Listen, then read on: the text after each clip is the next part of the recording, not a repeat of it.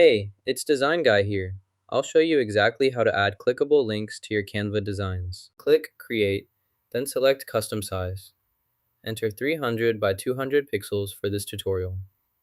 Next, add text by selecting the text tool. Type any word such as hyperlink. This will help you practice adding and editing text within your custom-sized canvas.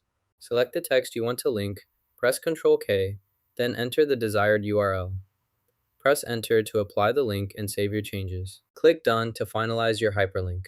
Now you have a clickable link attached to your text. This is how to easily add a hyperlink on Canva, allowing you to share interactive content within your design. Click Share, then Download. Choose PDF Print to save the file, or select another available option to save your document as needed. Set the PDF standard to enable the hyperlink to function correctly in the document. Now you know how to add hyperlinks in Canva Smash. That like button and subscribe for more quick tips.